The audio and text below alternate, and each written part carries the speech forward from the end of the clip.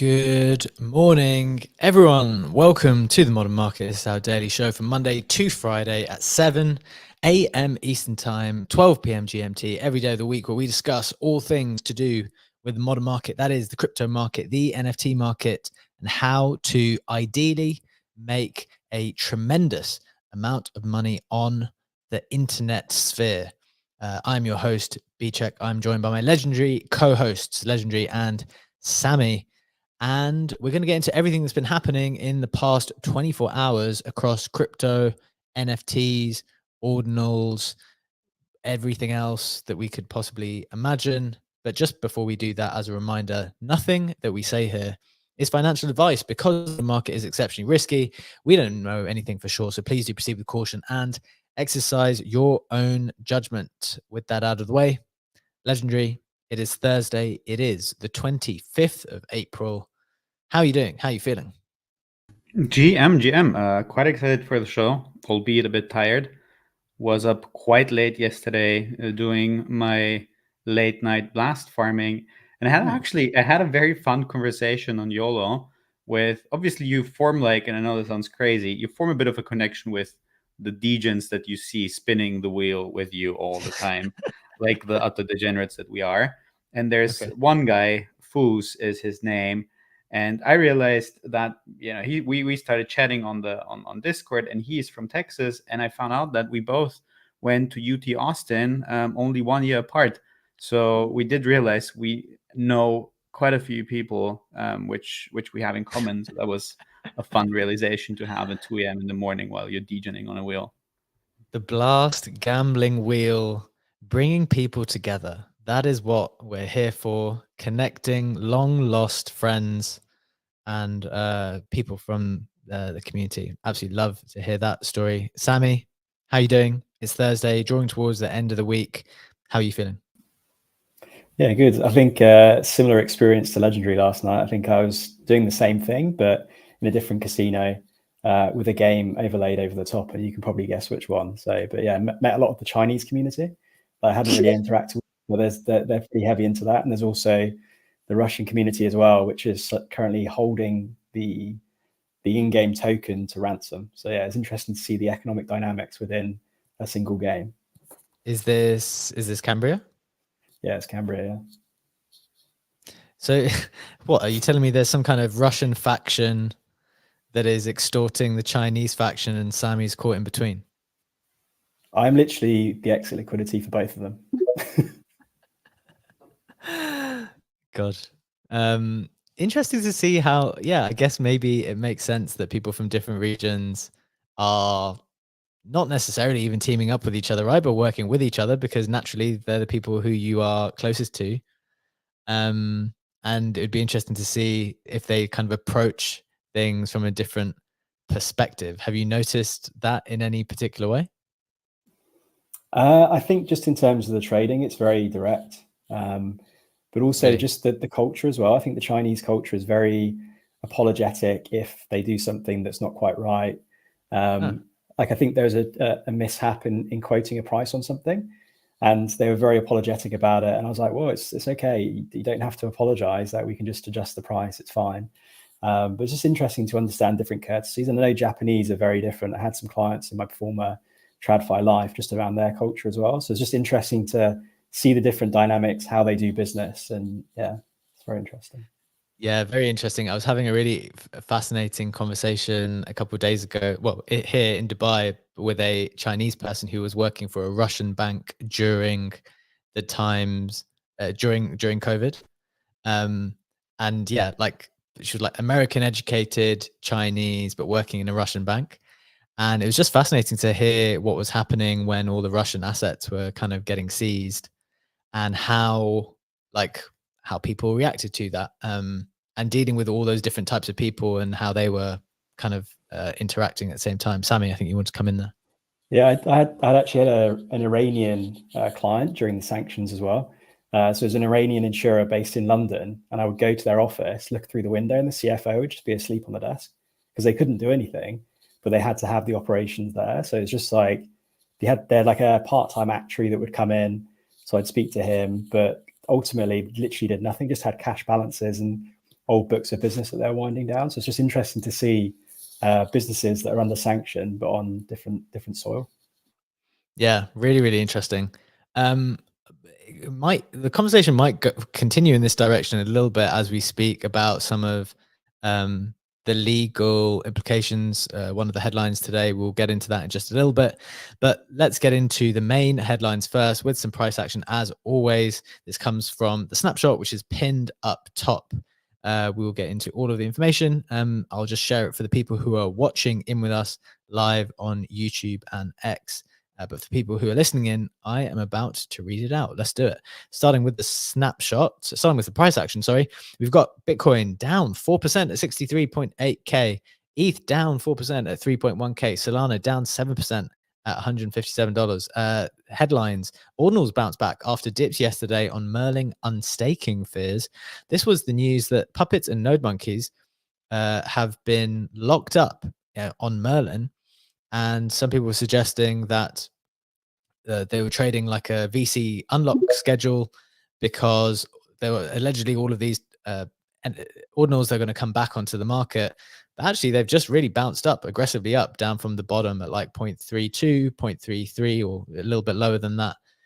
So that's interesting to see. Number two, DOJ arrests founders of Samurai Wallet with conspiracy to money launder and operate unlicensed money transmitting business.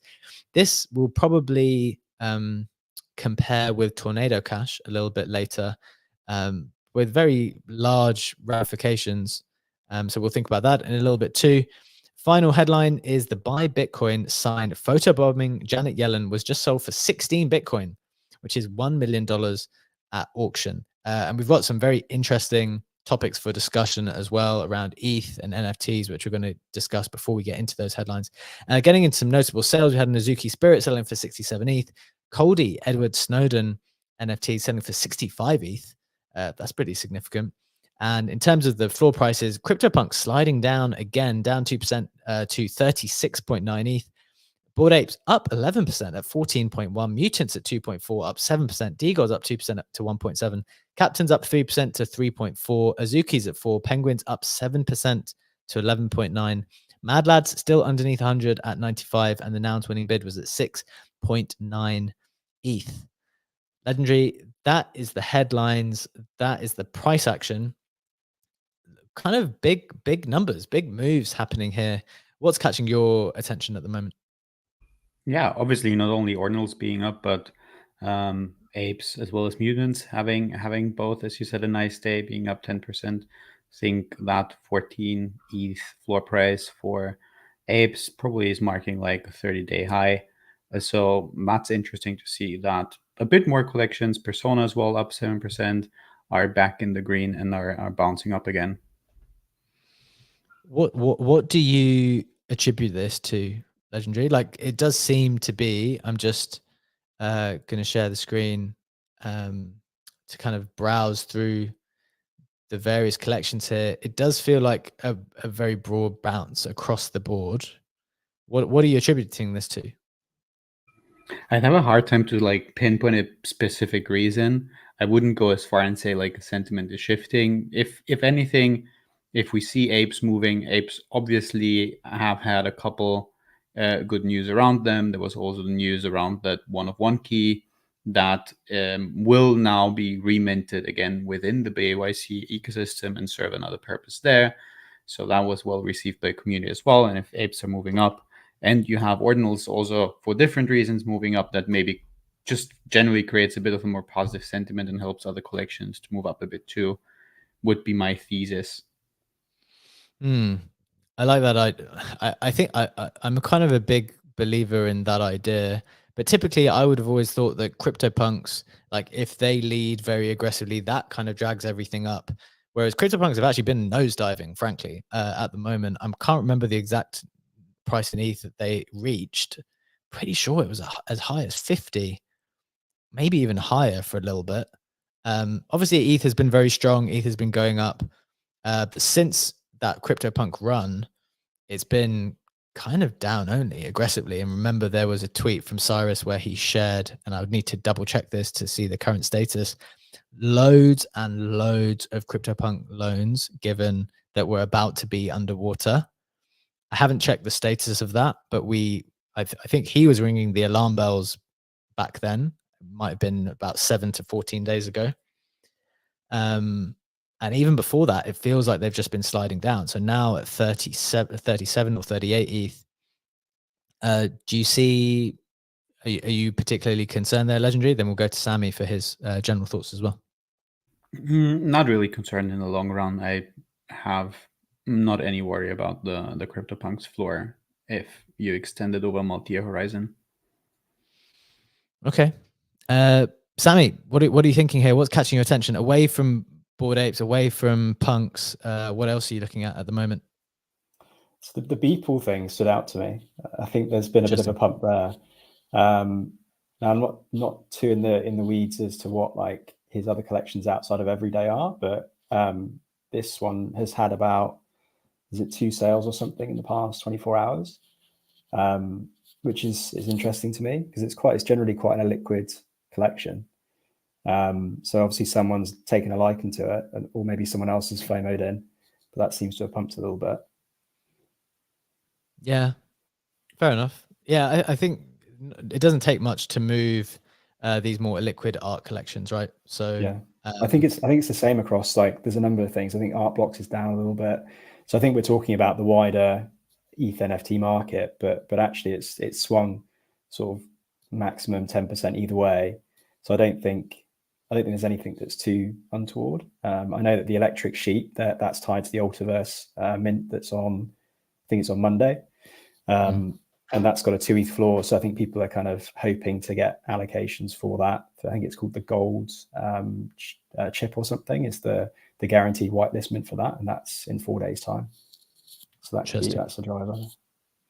Okay. That's pretty interesting stuff. Just some other things that are catching my attention. Remilio's down 11%. It always seems to be the case. Milady's down 3% as well. If Bored Apes and like the more, I don't know how you'd describe it, the more like corporate, popular, I wouldn't necessarily even say corporate, but the more kind of popular collections are up, then Milady's and Remilio's down. When everything else is wrecked, Remilio and Milady's just seem to do really, really well. They really do seem to be like counter-cyclical in some way, which I always find interesting. Okay, we're going to get into all the headlines in just a little bit, but I've got pulled out a few different points for discussion today, actually, which I thought were interesting. Maybe we'll start with this one from DC Investor, because we're talking about a big bounce across NFTs. And he said this yesterday. He said, I think many of you have become way too bearish on the future of NFTs because you are over-indexed to prices at the mania top and not paying attention to how high the floors actually are now for many desirable pieces, considering they came from literally nothing a few years ago. Legendary, what's your response to this? The idea that people have kind of got PTSD from the mania top. They're always comparing what their assets to that particular price. And actually, things are doing pretty damn well. What do you think? Yeah, I think my response will be the same, as in attention is moving. It's moving to newer NFT collections. Newer NFT collections, ordinal collections are doing quite well, and I see zero point in looking at the winner of the last cycle, picking apes, saying they were at 150 floor and now they're down 90% from that, and hence NFTs in general are dead. This is just not how I see things. And similarly, I also don't necessarily agree with the statement that would argue in the other way, which we also had on the show, where Luca said we'll see multiple 100 ETH NFTs, and also that like cycle logic, that NFTs are last to pump. We only had one cycle. That's not enough to predict how the future will shape out in terms of data. But I feel like we're taking two extreme standpoints on the timeline. Either NFTs are dead, or don't worry, many NFTs will shoot, or some NFTs will shoot to a plus 100 ETH floor, and there's nothing to worry. They will pump. It's the last thing that pumps, but it will pump. But there's not really a common middle ground that's kind of reflecting of what's actually going on in the market, or at least I don't see that often on my timeline. Okay, I think that's a very fair response. I want to kind of articulate a point that I've made a few times so far, but I'm constantly trying to refine this thinking. So I'm going to give this a go. Then want to hear Sammy's thoughts. Would love to bring NFT stats into this conversation as well. So I've been saying recently that, or one of the ideas I've been having recently is that there's no guarantee that NFTs just moon again. Like people seem to be absolutely convinced that it's a late stage cycle asset. And my point has been, yes, that happened one time, and we saw how giga wrecked people got as a consequence. Why would people rotate in that exact same way when they saw that? Now, when I'm thinking about what is the counter to that argument, like the counter to my own argument, well, some people might say, well, they're altcoins with pictures. Like you see people get wrecked over and over again with meme coins. So why would they just not also get wrecked on them, wreck themselves again on NFTs? Because in some way, like people are willing to speculate on meme coins. They know that it's hyper dangerous. They know that they could go up and they're going to go down really quickly. So why would that not apply? Okay, I take that point, and then I'm arguing with myself here. My response to that would be that I think the closest way we're getting towards some type of, I don't think it is product market fit, but what it appears to be that NFTs have become is this like this vehicle to, as part of the pre-sale process, you have pre-seed, seed, angel, KOL, NFTs. And like, look, I'm not saying that's for all NFTs. Yes, you have hit great art, which is NFT, which got nothing to do with that.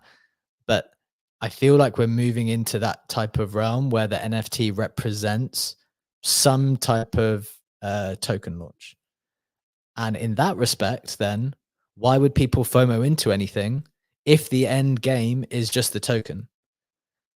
That is like my argument in a nutshell. Hope it was interesting to hear me argue with myself and then argue with myself again. Sammy, what are your thoughts here on that perspective? And then would love to bring NFT stats into this conversation as well. I think Brett just joined us too. I mean, I think NFTs can be so many different things. I don't think they can just be part of a pre-sale or whatever the point that you made.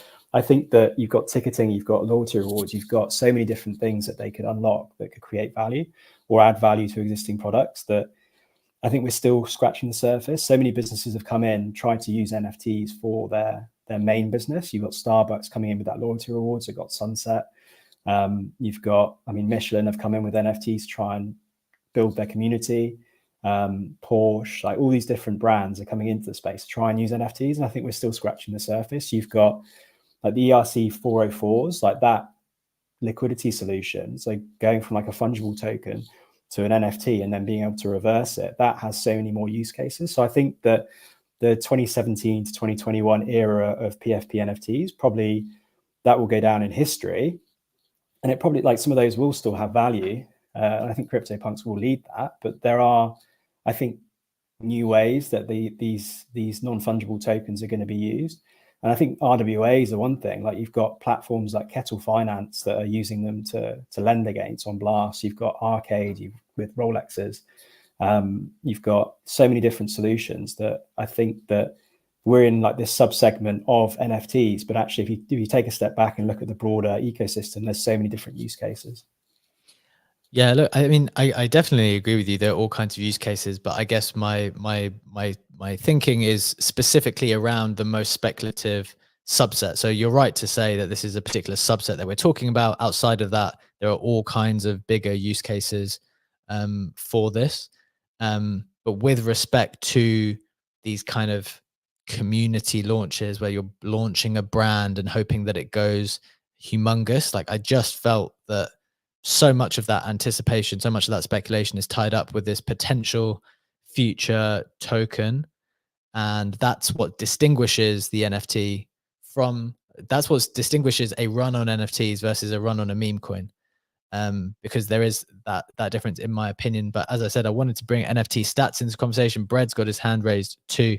We've also got Tiro who wants to come in. We've got to hear from Legendary as well. NFT stats, welcome to the stage, my friend. What are your thoughts here about this argument?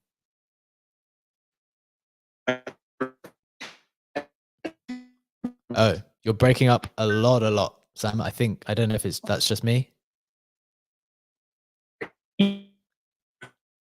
Legendary, can you hear Sam? It's on so it's through the StreamYard again. It's fine on the phone. But through StreamYard, it's a bit juddery.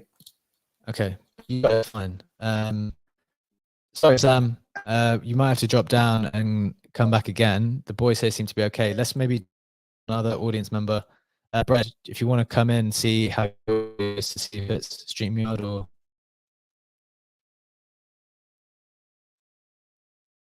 Brett, do you want to test it out? Oh yeah, that's really bad. Sorry, guys.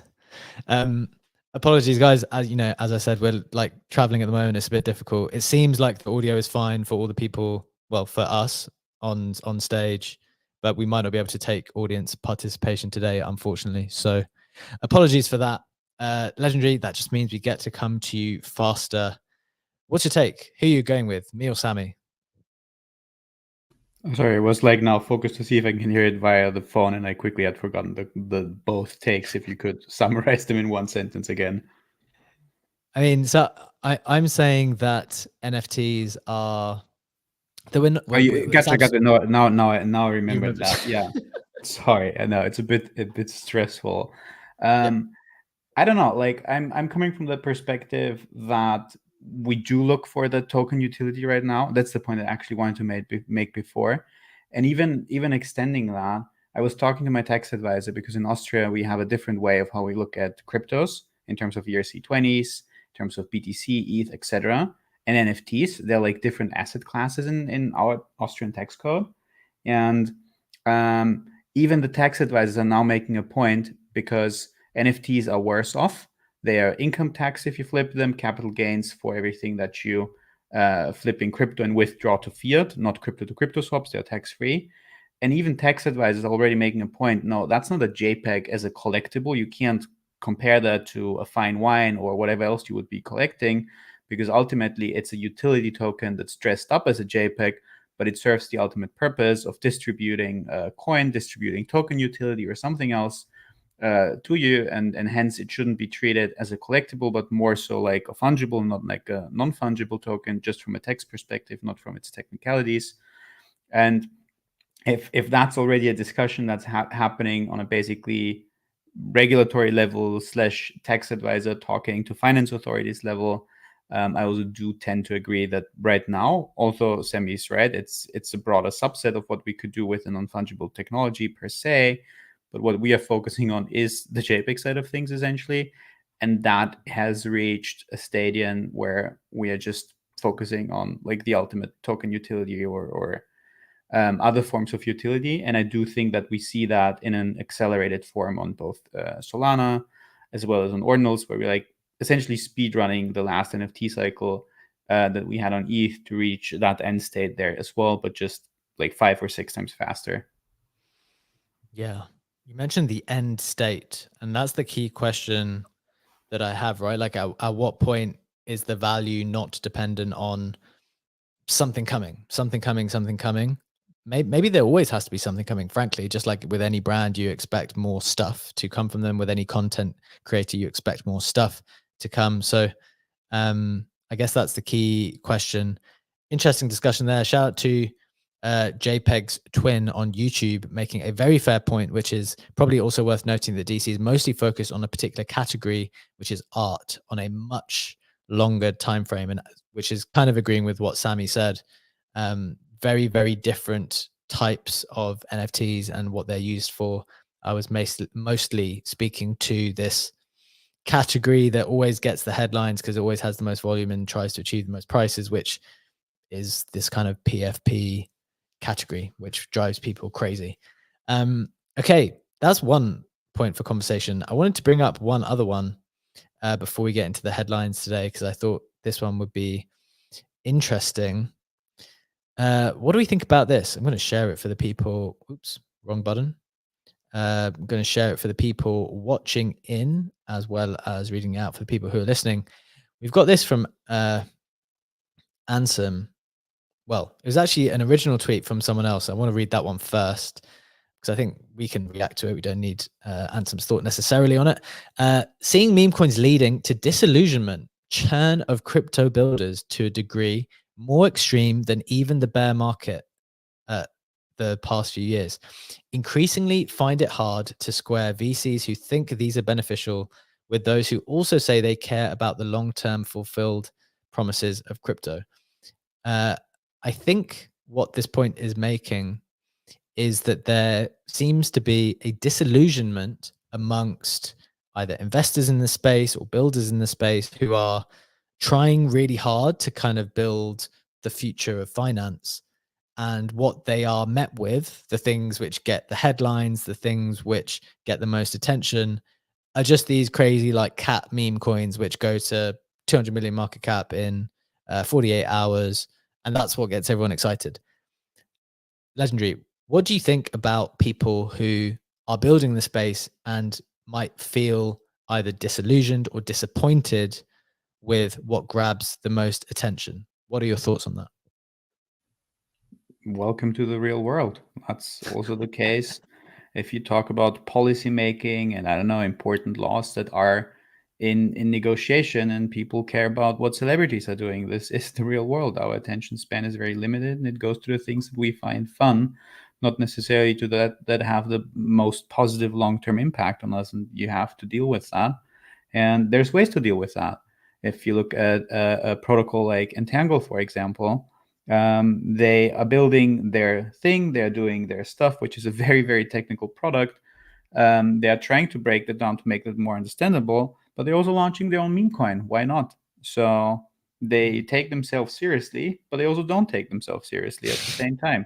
You have to play the attention game to a certain extent if you want to participate in this space. And that's probably even more true in Web3 than in Web2, because we are competing in an even fiercer way for attention than probably in your standard business environment.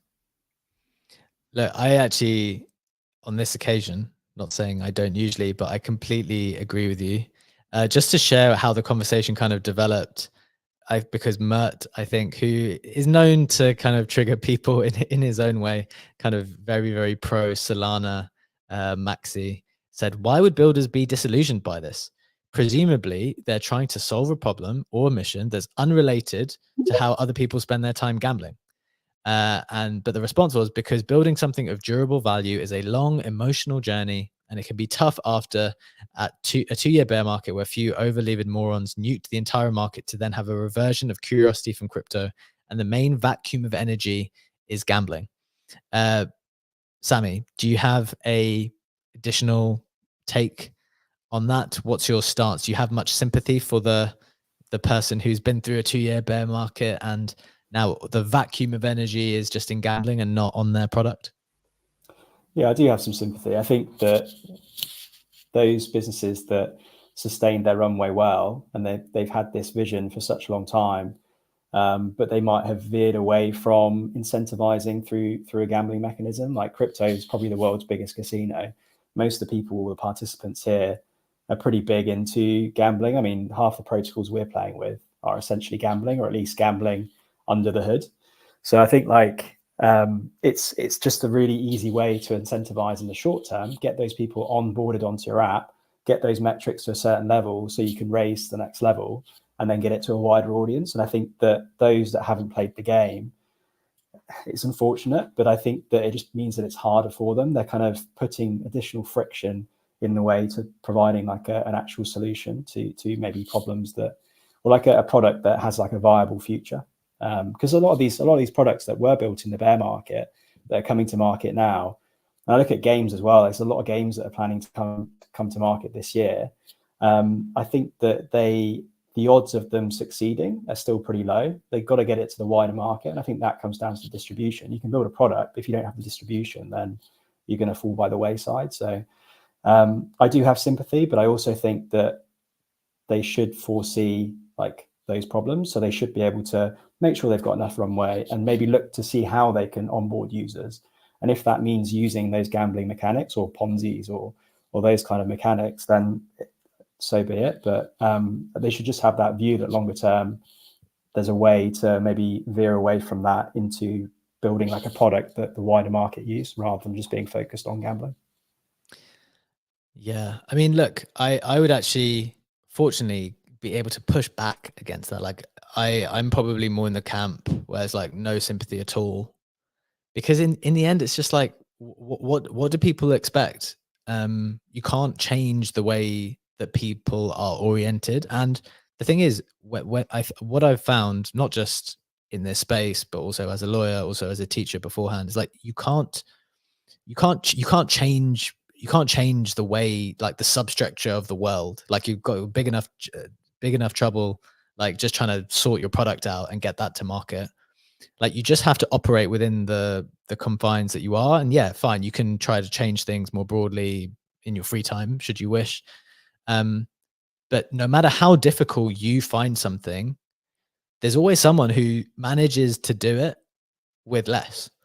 So, like, I completely appreciate there'll be certain products that find it really difficult, but I bet that there was someone who came to market and didn't even incentivize people with like some wild gambling, just did it over time and somehow managed to make it work. And I actually think about this, like, kind of relating this to us, and we're going to get into the main headlines in a second, but I think this is an interesting conversation from kind of business perspective. Like, one of the ways that people leverage, like, grow from nothing in terms of spaces, is they'll often invite lots of different people in order to invite those audience members, right? But one of the things me and Legendary decided at the beginning was we wanted to try to make sure that our core product, which was our kind of opinions, wouldn't be reliant, and the whole show wouldn't be reliant on other people. That's a big vector for kind of risk.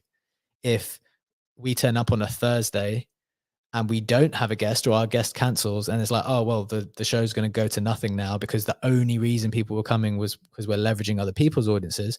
So it meant that we had to go be like 7 people in the room with us, like 13 people in the room with us, 17 people, like with hardly any people. Because we had decided, like, no, we're going to actually, it's going to be hard, but we're going to go through that pain and thing because we think this product will win out, and kind of we're doing it the hard way, but we'll do it the hard way. So yeah, that's my kind of reflection on that. Sam, I don't know if you wanted to come back on that. Legendary, I'm sure you have a reflection before we hit the bigger headlines. Yeah, I think I had a point on, so the point you made around those that maybe have less end up succeeding in their product. I think certain people can leverage other sources of capital. So whether it's like social capital versus actual like monetary capital, like someone could come in with all the capital in the world, all the monetary capital in the world, but have no network to then leverage. Whereas someone else might come in and be able to leverage their network more to then bring their product to market. So I think there's just so many different variables in terms of capital that you as a business can use to bring that to market, that yeah, I think it takes a little bit more foresight than just having a load of money to make a successful product. Okay, yeah, I think that's definitely fair. There's different things that you can lean on and leverage. Legendary, you want to put a final top bow on this before we hit the main headlines? Nothing really novel to add to that without repeating what you said. I'm absolutely in your camp, BJ, in zero sympathy camp. Zero sympathy. That's the motto for the modern market moving forward. Just a quick shout out to Diesel in the comments saying, I think this is a more broader point. US economic business cycle illustrates signs of continuing to linger in late stage of expansion. Question around recession, hard, soft, or skip still open. Technically, next stage of the cycle, liquidity is tighter than in early or middle expansionary stages. I think that's in relation to what we're talking about, where we are in the market. Brad wanted to come in as well to say, we're already seeing that they'll pump again with ordinals. Fair enough. That's the same. MFers telling themselves new paradigm and bidding up orange tokens. We'll see the same with all others when native assets pump. We saw it with Sol and they've bled since. We'll see it with ETH. So I think that's in respect to me saying, we're not going to do that stuff again. We're not going to pump NFTs again necessarily. Maybe it is already happening on ordinals. I guess that definitely is the case on some level. We'll see how high they can go though, because it's definitely reached a kind of consolidation point at least at this stage. So we'll always keep coming back to this discussion. Just a reminder to the listeners, we can't actually hear. We've got some technical issues. Anyone in the audience we can't hear today. So Stoop, I could see you with your hand raised. We won't be able to get to you today. So only the people who are hosts the audio can work. Let's get into the headlines. We have got an interesting thing about the node monkeys bouncing. Apparently, this also affected the puppets. I thought this was very interesting because I had no idea about it. And that made me even more confident in selling my node monks, because I was like, I don't know what's going on. There's too much going on at the moment. I can't keep on top of all of it. I had no idea that certain ones of these assets were being staked on Merlin, which I believe is a Bitcoin layer 2, and that there was going to be some type of unlock. So here's a take from Manny. Explain, puppets and node monks trading like a token with a VC unlock schedule. Merlin is unstaking a ton of lock puppets and node monks and is going to happen in the next 24 to 48 hours. Look at the chart below of a token with a bunch of its supply locked up with investors. Blah, blah, blah, blah, blah. When the unlock happens, a small wick down and marks the bottom. This happens again and again in crypto land. Now, in their opinion, most pain is behind us. Merlin unstaking has largely been priced in. Any panic selling that happens at unlock will 100% be a buying opportunity. That is their opinion.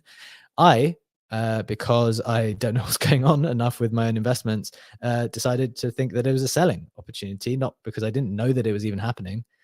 So I think my node monks have now sold somewhere towards the bottom, because I saw some of this stuff and I was like, I just don't know what's going on in ordinals. I'm focused on other things.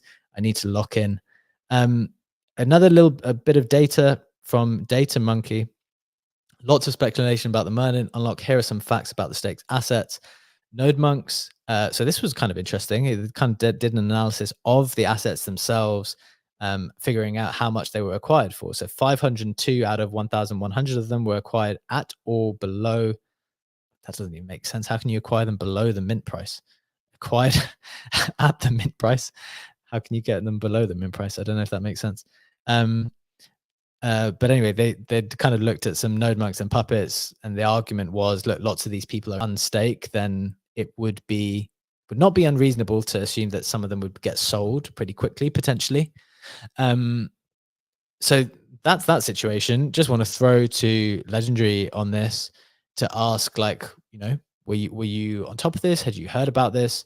What's your take on the ordinals market more generally? And I'm going to bring up the chart for ordinals as well, so we can have a look. Yeah, absolutely. To say I'd been on top of it is maybe an overstatement. I did learn about that like yesterday, essentially. Also, when I saw that Node Monkeys dipped, and I kind of saw, okay, we are trading that very, very news-like, that we are selling it before it actually happens. I'm maybe a bit more afraid. And I told you guys yesterday that I wanted to buy a node monk, but the one I wanted to have got sniped. So I did just buy a random one on the floor, and was quite happy about that. And it's not surprising that we are following basically the same kind of news and rumor cycle-esque trading structure that we're also doing with NFTs on ETH. What's your look? I think one of the things that I've seen multiple people write about on the timeline, and I know that we are experiencing this as well. I just gave my reason for why I sold, which is not even specifically that the assets themselves are like bad assets.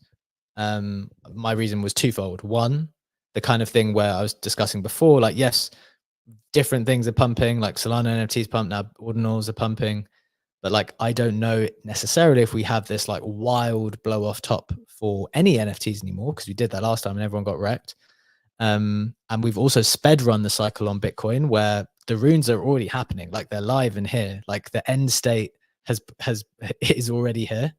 So that was one thing I was wondering. But then the second bigger thing, and I definitely want to hear your perspective on this, Legendary and Sammy, because you are across multiple things, is how are you managing it? So Legendary, you decided to come in at the floor and buy a node monk.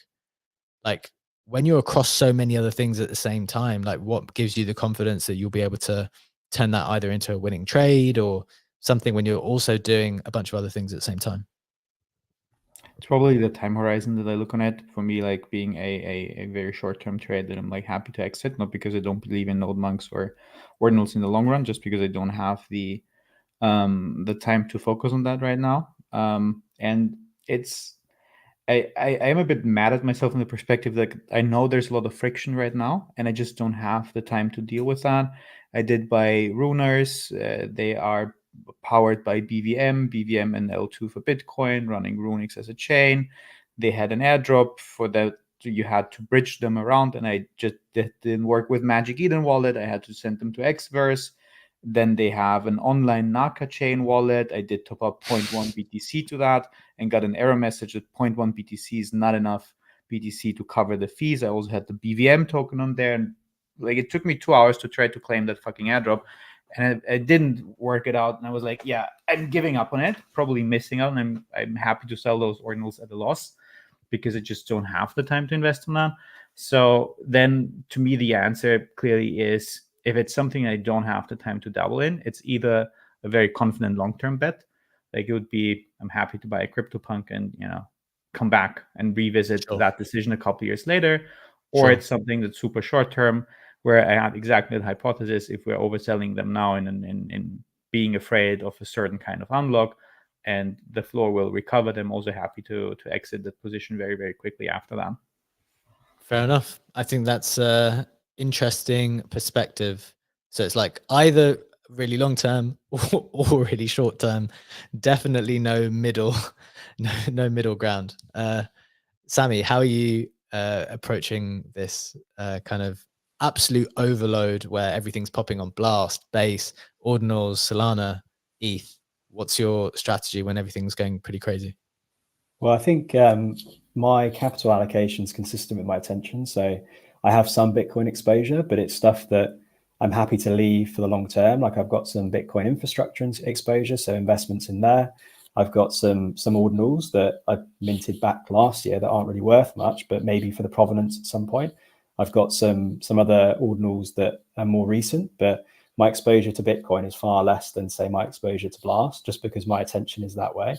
And I think that just it allows me to sleep at night. It means that I can literally just set and forget, knowing that potentially the next big thing for ordinals maybe is like Bitcoin running past its all-time highs to 6 figures or something like that, and then maybe the euphoria will come back in, or whether there's some new innovation that kind of brings things to market where you've got more DeFi focused stuff. I know we've got Liquidium at the moment, but something where it's like a better user-friendly interface or something that's more appealing to the masses. And I know Magic Eden are doing some good stuff there, but I think for me personally, I'm just allocated more to where my attention is, and I feel comfortable doing that because I can monitor it more closely. Whereas I think ordinals, I very much think, okay, well, it's going to be a winning thing.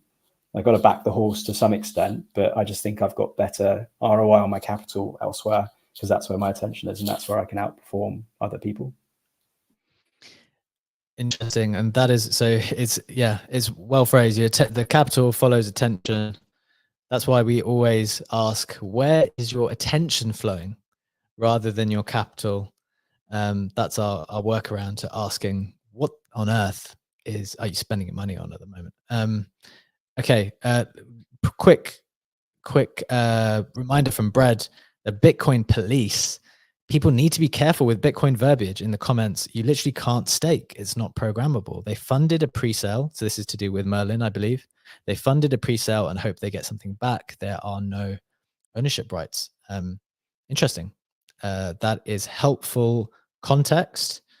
Right. We've got a couple of other headlines to do. Don't know if we'll get a chance for all of it, but let's just hit the snapshot to get the rest of the Web3 news update. There's definitely some juicy bits in there to update you on. Let me share the screen so you can see. As always, is from the snapshot, which is pinned up top. Here is the Web3 roundup. Number 1, ETH LRT Renzo changes the tokenomics after FUD. The airdrop was increased from 5 to 7%. We discussed it in great detail yesterday after Easy ETH depegged. What else did they do? They decided to increase the airdrop from 5 to 7%. They also said that the community will get the tokens before the Binance launch pool, which was, I think, a helpful change for them. So that is pretty good for them, at least. Number 2, Mockaverse community sale is live until the 2nd of May. They're raising at a $350 million FDV. Next, Bloomberg publishes an article on how hedge funds are succumbing to meme coins. Maybe those institutions really are about to come and buy all of your bags specifically, and no one else's. Number 4, Solana meme coin Maneki airdropped to Sol phone holders. I believe that is the Saga Genesis NFT holders from the first Solana, but also the second one. And I think that those are now trading over $100. So congratulations to those people, including ourselves, because we all hold that phone. Next, BlackRock deny involvement in HBAR's tokenization of money market fund after misleading statement. This was a story where HBAR kind of suggested that BlackRock were working with them. Kind of to Brett's point, be very careful with how people are kind of conveying their messages at the moment, because I don't know, the market's just getting hot, people getting overexcited and not being very clear. Next, $1.26 million of loans taken out against 6 autoglyphs on Gondi. That's pretty good to see. The fine end, the top end of the NFT lending market, still working very well. And finally, Portal stakers will get access to the Pokemon-style game Somo presale today. So Portal has secured access to the hottest launch of the year, Somo. In 24 hours, Portal stakers will receive guaranteed access to that sale, as well as larger tickets. So that is interesting to see. Bear in mind, though, the Portal token is down to 90 cents from launch, when it launched at $2.50. So that is quite a rapid decline. We'll see how it fares after this pre-sale. That is the Web3 Roundup. Hope that is helpful. Let's hit the final 2 headlines. Legendary, do you want to take one of them? Do you want me to set it up? What do you want to do here? Shall we go into the Samurai Wallet? Yeah, do you want to do it, or shall I? I've got a news article here. Happy if you want to set it up for us. Okay, let's do it. This is kind of important, guys. I know sometimes we're just talking about JPEGs and the NFT market and things like that, but this is one of the bigger ones, in line with the Tornado Cash piece of news. And I'll kind of explain how it might be similar in some ways, but also explain how it might be different. So this is the Samurai Wallet founders being arrested and charged with money laundering. I'll just take you through the article. Federal prosecutors charged the founders with a conspiracy to commit money laundering on Wednesday. In a press release issued on Wednesday, the pair developed, marketed, and operated a mixer, kind of like Tornado Cash. You throw your money in, it kind of makes it harder to tell where the money goes after. And allegedly, they facilitated more than $100 million in money laundering transactions from illegal dark web markets, in inverted commas. Samurai allegedly overall facilitated around $2 billion in unlawful transactions between 2015 and the present. And the figure was calculated by converting the value of Bitcoin laundered through the funds to US dollars based on Bitcoin's price at the time of each transaction. The Samurai Wallet website, which was hosted in Iceland, has also been seized, and a seizure warrant issued for Samurai's mobile application to the Google Play Store. If you can see that on the screen, if you're watching it on YouTube or on X, it's like this big, very, very aggressive imagery where it says the website has been seized, blah, blah, blah, blah, a bunch of official language from the United States Attorney's Office. But what actually was it? So Samurai, apologies. Samurai has been developed since 2015. Their argument was that they actually encouraged and openly invited users to launder criminal proceeds through the mixer, the press release said, citing tweets and private messages. So this was one of the quotes, and I think this is what people are suggesting makes it different to the Tornado Cash scenario. Because remember, Tornado Cash, the founder was arrested, and there it was, these things exist to try to create private transactions. But this is where people are saying that the Samurai situation is slightly different. At Samurai, we are entirely focused on the censorship resistance and black/gray circular economy, one private message attributed to Hill said. This implies no foreseeable mass adoption although black and gray markets have already started to expand during COVID and will continue to do so post-COVID. So the argument was the pair sought investors by marketing the same premise that dark/gray market participants would be included in their user base. A screenshot from marketing materials listed restricted markets as a target demographic alongside online gambling and asset protection. So look, that's the kind of quick headline of what's going on. The key thing for me reading this is that, or at least this is what the argument that's being made, I would always fall short of casting any judgment without me actually seeing the documents myself, because it's very easy to kind of cherry pick and like take like one small quote from somewhere and then turn it into something that it isn't.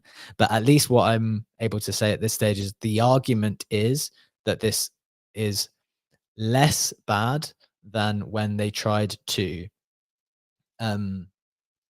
arrest the Tornado Cash people, because there was some kind of illicit, nefarious intention to facilitate like black or gray market stuff. Whereas on the other side for the Tornado Cash stuff, that allegedly wasn't there. But the reasons that they're similar is because it's an example of people trying to attack the code, like just privacy code, which is, you know, trying to be designed to give people some financial privacy, seems to be being pushed back against, whether it is for illicit activity or not. That's the kind of best headline summary I can give on the facts as we know it. Legendary, do you want to come in here to provide your perspective? Yeah, absolutely love how you set this up, and agree there's a lot of nuance in there. And without having like an in-depth view on that, just comparing it to Tornado and saying it's the same or it's not the same is a bit difficult if you just cherry pick some of the statements in there, as you perfectly said. I think on a more general level, however, the thing that always worries me about like when things like that happen is that we're reverting back to saying all of crypto is being used for criminal, fraudulent activity, and that image like still is being sustained. And that's the thing that I find really unfortunate, because if you look at, you know, the overall data of the amount of money, and that's an interesting statistic, at least I think that's an interesting statistic. Crypto fraud is less than 1% of the annual $3.2 trillion in illegal activity in the traditional money system. Now, if you obviously want to have more context to that, you look at the crypto market cap, that's 2 trillion, so it's 2K billion. You look at something like the money supply in the States, that's 20K billion, the M2 money supply, that is. So even if you put those numbers into context, it's not the preferred way of laundering money. It's certainly not crypto, but we still have that image. And obviously cases like that make the headlines, and that always disheartens me a bit, because it's going to take so much time to shake off that crypto is just a place to do nefarious business, to do dark web transactions, etc., etc. And that makes that fight for privacy, especially in crypto, even harder. Yeah, it's really, really difficult, isn't it? Like, it seems like this is going to be a generational fight for the ability to transact with some level of privacy. I don't know how, like, I can't perfectly see how it plays out, where in the absence of cash, like once cash goes, which, you know, it's on its way out, right? Like whether you like it or not, it seems to be on its way out. How can we agree with governments and regulators to have an element of financial privacy? I really, really don't know how you do that when everything is on a chain. Because then it all becomes down to the degree to which you are able, because then the game just changes, right? It becomes like, okay, well, you can have the financial privacy up to what limit? Okay, well, say it's up to $1,000, just as a completely wild example. Then it's okay, we'll break down all the payments that we can send out to someone into less than that, or something like that. That there'll always be workarounds, and it's just not obvious to me how we come to kind of a consensus and realistic agreement here. Sammy, would love to hear your perspective on this before we close out. We've kind of running out of time, but you obviously worked with a lot of corporate clients before, and as an accountant, you must have a reasonable sense of how professional people are kind of perceiving this, you know, the movement of money to go on chain. And is this concerning to you? Is it okay with you? Is there a reasonable path forward? Well, I think ultimately, if you've got a business that's operating in the crypto industry and they want to become legitimate, they're going to have to comply with the laws. So I think that you're going to have to put processes and controls in place to mitigate any illicit activity, because ultimately, if you're enabling it, then you should be subject to the same outcomes from the regulator as anyone else. So I think that should be a key point. So I think that I know that we've made references to Tornado Cash and this, and I don't know the underlying facts are similar to you, but based on seeing comments from the founders to enable grey areas of illicit activities, like that's alarm bells ringing. And I think if I put my ex-auditor hat on, I then look at that, and when you've got intermingling of various funds, that concerns me as well. So there's just like a number of red flags in that particular protocol that I'm just like, it just doesn't feel right. And I think there's no smoke without fire. So I think if you're actively promoting that and you're trying to onboard people through that particular avenue, then you're kind of opening yourself up to the regulator to come after you. I think the Tornado Cash one was a little bit different, because I genuinely felt that the founder was trying to create a privacy protocol with good intentions, and it ultimately comes down to the intentions as well. And if you're intending to deceive the regulator or encourage people to use your platform to deceive the regulator, then I think there should be some repercussions.